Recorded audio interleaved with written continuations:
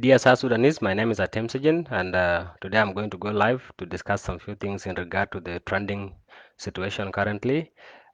Yesterday, Ugandan Airlines had an advertisement of the resumption of the flights from Uganda to South Sudan and Kenya, and that did not go well with South Sudanese. If you have seen the photo on social media, then South Sudan was depicted, and the photo that was used is a briefcase that had the flag of South Sudan on it.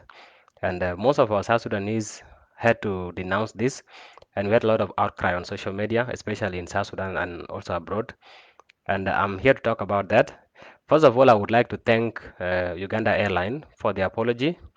That is well received and accepted. But nevertheless, I would also like to mention some few things moving forward, and also to let our brothers in Uganda know that South Sudanese have a lot of symbolic issues that define who we are. And if at all we have to be recognized, then we should be recognized in the way we want it. We don't want anyone to be telling our story the other way. So we would love to tell our story the way it is.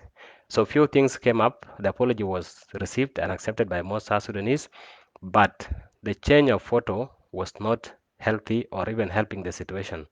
Why am I saying so? South Sudan had so many government institutions, just like Uganda and other countries. And the National Security Building, or Blue House, is one of the security apparatus that is doing a great job in South Sudan. And I don't think Uganda will accept to be recognized using the Luzira prison in Uganda. Despite the fact that prisons are doing a great job, I don't think we would be happy to be represented using the National Security Blue House. The same way, I'm very sure Ugandans won't be happy to be recognized using their prison, which is Luzira prison in Uganda. Mentioning that, I think also there are a few things we would like to bring forward as since we're going to move on with our neighbors, and since we're going to live along with our neighbors, we would like to always have a conversation on how we would like to be recognized. That is a human right. And saying that, I would like to clarify some few things. One of the things I would like to say is that on behalf of South Sudanese in South Sudan and in diaspora, your apology is accepted and well received.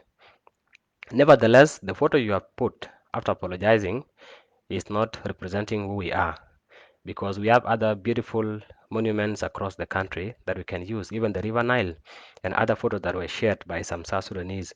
So we would really ask you, since you are a listening partner and you have been so quick in responding to the outcry on social media, we also trust that you will do the same now by responding and saying, okay, fine, we'll change that to any other building or any other physical infrastructure in South Sudan.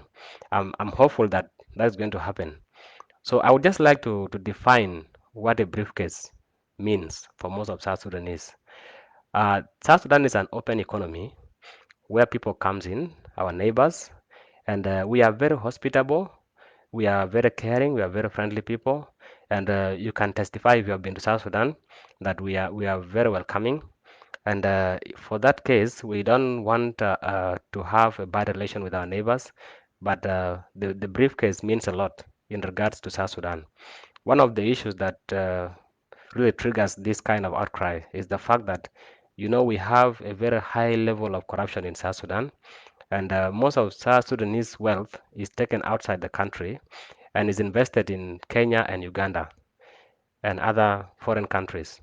And the briefcase, if we look at the briefcase, moreover carrying a South Sudanese flag, that was terrible, because that is how our wealth ended up in Uganda and Kenya.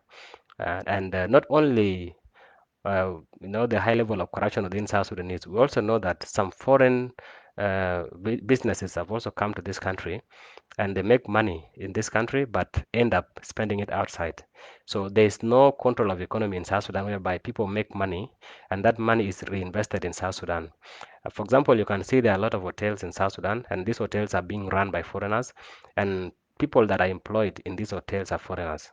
We are not given a chance to be employed as youth of South Sudan because most of the foreign businesses are run by foreigners and they employ foreigners. I would like anyone to challenge me in that because if you look at the hotels across the country, across the capital city, you'll be surprised that starting from the receptionist to the waitresses, Most of them are foreigners simply because it is a foreign business. There's no place in the world that a country allows foreigners to run businesses and employ their own.